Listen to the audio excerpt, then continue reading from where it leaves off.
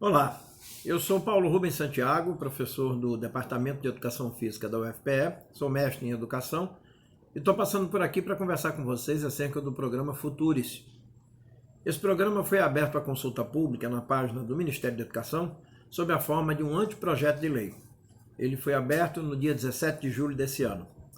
Ele tem 45 artigos, 43 dos quais são artigos de mérito, artigos de conteúdo. E nós podemos afirmar que ele está dividido basicamente em 7 tópicos ou 7 capítulos, com propostas que podem ser sintetizadas da seguinte maneira. O mote principal do programa Futuris é o fortalecimento da autonomia das universidades e institutos federais de educação. Como estratégia para esse fortalecimento, o programa propõe contratos de gestão com organizações sociais e outros instrumentos com o objetivo de buscar receitas próprias para as universidades. O programa traz alguns artigos, talvez os principais são aqueles voltados à inovação, ao empreendedorismo, mas um artigo em especial, a partir do artigo 17, ele fala da construção de um fundo de financiamento privado, ao qual o Ministério da Educação e as universidades poderão aderir sob a forma de sócios cotistas. Ao mesmo tempo, quando se refere a partir do artigo 3º aos contratos de gestão com as OS, em todo o projeto, estão garantidas várias benfeitorias que seriam transferidas pelas universidades e pelo MEC para as organizações sociais, desde o seu acolhimento em prédios e instalações com uso de equipamentos, até a seção de recursos humanos, bem como a seção de imóveis. Isso, de imóveis que a universidade, porventura, os tenha e que estariam espalhados em alguns lugares do campus ou dos campos das universidades, a fim de serem aplicados como ativos, que seriam administrados pelas organizações sociais. Mas o programa não mostra diversas questões que seriam sumamente importantes para a compreensão dos seus verdadeiros interesses. Por exemplo, ao propor o fortalecimento da autonomia das instituições, o programa não traz um diagnóstico acerca do estágio atual do exercício desse fortalecimento. Ora, fortalecer é tornar forte. Se o programa se propõe a tornar forte o exercício da autonomia das universidades, onde está o diagnóstico de que essa autonomia está sendo mal exercida ou está sendo exercida de forma frágil? Não há qualquer diagnóstico prévio acerca do exercício da autonomia das universidades. Da mesma maneira, o programa não traz um único relatório, seja do Ministério Público Federal, do Tribunal de Contas da União, da Controladoria Geral da União, do IPEA ou dos próprios órgãos de planejamento e gestão da administração federal, quanto ao estágio atual de atuação das organizações sociais, porque o próprio Futuris admite contratá-las sem chamamento público, desde que tenham um amplo leque de atuação e já estejam contratadas em funcionamento através de contratos de gestão com outros ministérios. Pois bem, o Futuris não traz absolutamente nada acerca do desempenho dessas OS frente ao modelo atual de administração própria pelas universidades federais. Outro aspecto grave é que ele não traz o estado da arte do que já está sendo feito nas universidades e institutos federais acerca de projetos visando a inovação, o empreendedorismo, a internacionalização das universidades, a sua facilitação, a sua desburocratização para que docentes, cientistas, pesquisadores de outras universidades do mundo possam vir trabalhar nas universidades brasileiras. E também o Futuris, ao propor esse conjunto de iniciativas, com expressões muito novas, que estão muito em voga, inovação, empreendedorismo, internacionalização, ele simplesmente desconhece que todas essas questões já estão devidamente inseridas tanto no Plano Nacional de Pós-Graduação, cuja vigência vem de 2010 até 2020, e especialmente também no Plano Nacional de Educação. Se você observar o Plano Nacional de Educação, as metas 12, 13, 14, 15, 16, você vai encontrar, especialmente na meta 14, uma série de estratégias, ou seja, o Futuris não traz absolutamente nada de novo. Pelo contrário, ele faz um plágio muito mal feito, sem citar a origem desses fundamentos e dessas proposições. Mas o mais grave é quando o Futuris propõe, como sobrevivência, como mecanismo de captação de recursos próprios pelas universidades, essa vinculação a fundo financeiro privado que já estaria em atuação no mercado. Ora, todos nós sabemos que a lógica dos fundos, compostos por cotistas proprietários de capital de diversas origens, é uma só: a maior taxa de lucro no tempo mais curto possível, o que é absolutamente contrário ao princípio da maturação, ao princípio do aprimoramento, ao tempo que nós levamos desde iniciada uma pesquisa, desenvolvida a pesquisa, a conclusão, a publicação dos seus estudos, a transformação ou não daquilo que foi construído na pesquisa em uma patente, a sua inversão num produto ou numa relação com uma empresa que já esteja atuando no mercado. Isso demonstra que o Futuris, ao propor essa dependência das universidades e institutos federais para o financiamento da pesquisa a fundos financeiros de mercado, simplesmente vai de encontro ao princípio constitucional da autonomia da universidade e da liberdade de ensino e pesquisa. Além disso, o Futuris não traz nenhum lastro nas leis, na Constituição Federal e não fala absolutamente nada do contexto em que ele chega do ponto de vista das políticas fiscais, do ponto de vista dos indicadores de financiamento da educação. E aí é que as coisas se complicam, porque quando o Futuris se propõe a fortalecer a autonomia das universidades por meio de contratos de gestão e a articulação com fundos privados para a captação de receitas próprias, ele desconhece que nós estamos sob a vigência da Emenda Constitucional 95, de 2016, aquela que impôs um brutal processo de congelamento, de contingenciamento, e que nos próximos 20 anos, de 2016 a 2035, nós estaremos apenas guiados pela variação da inflação do ano anterior para a expansão dos investimentos nos gastos não financeiros, os chamados gastos primários. Então, é um processo longo de contenção de investimentos que parece-nos que o Futuris desconhece propositalmente porque não quer rever esses limites tão duros para o financiamento das políticas sociais, para o financiamento dos gastos primários.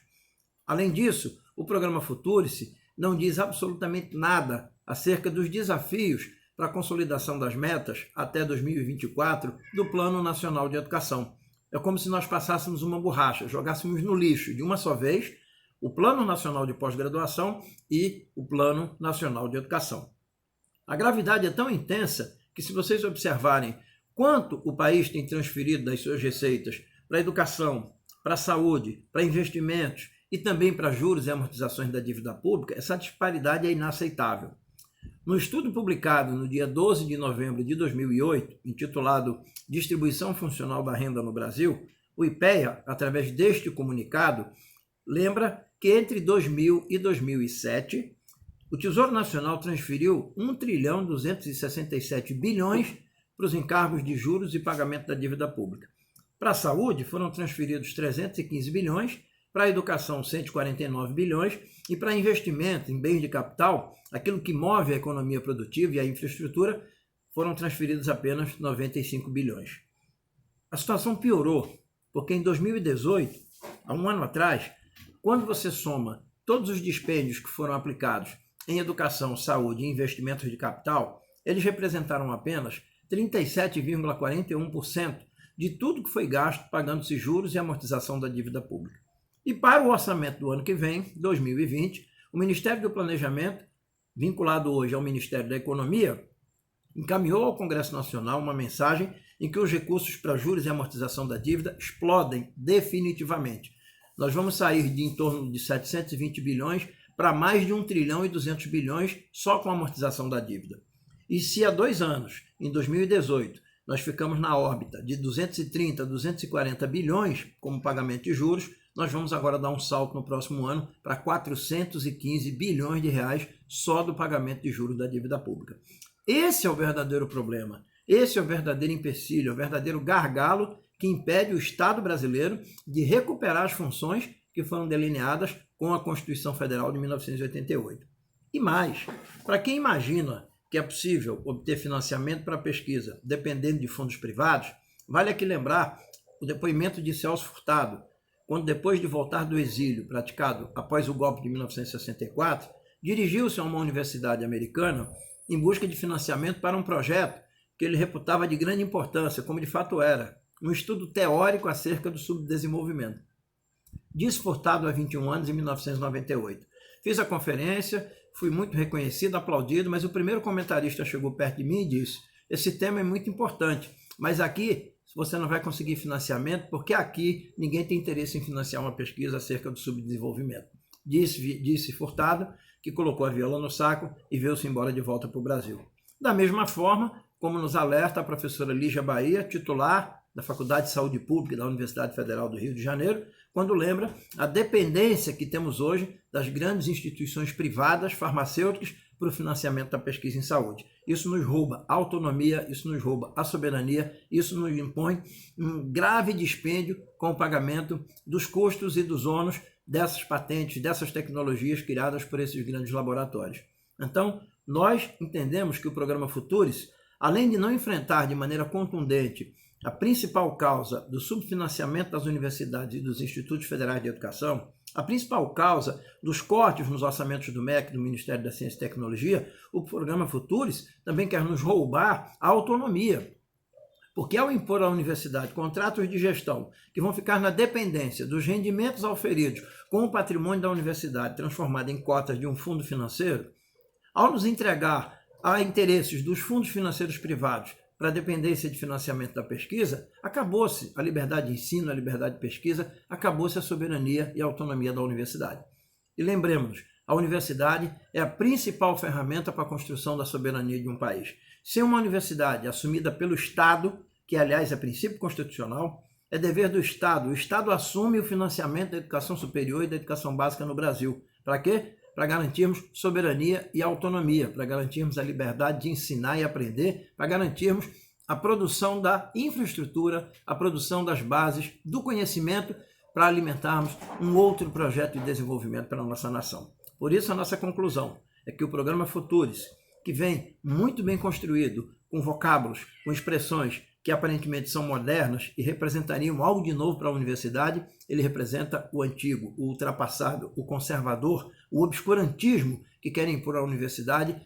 enfrentando e cerceando a nossa liberdade de ensino e pesquisa. Por isso, estamos dizendo não ao Futuris, estamos dizendo sim à Constituição Federal de 1988, a manutenção da vinculação dos recursos para a saúde e educação como parte do orçamento federal para essas áreas de políticas públicas, mas, acima de tudo, estamos defendendo a retomada do Plano Nacional de Educação e a revogação e o enfrentamento, o questionamento absoluto nas ruas da Emenda Constitucional 95, porque ela serve apenas à acumulação de riqueza para financiar a dívida pública, a renda dos grandes proprietários do capital, que já têm demais e querem sugar ainda mais através dos impostos e contribuições que pagamos ao Estado, e o Estado vem transferindo há 20 anos, pelo menos, de maneira privilegiada para os donos do capital. Por isso, nós somos contra o Futuris, esperamos que todos que nos acompanham neste vídeo possam fazer um grande debate. Há muitas fontes onde poderemos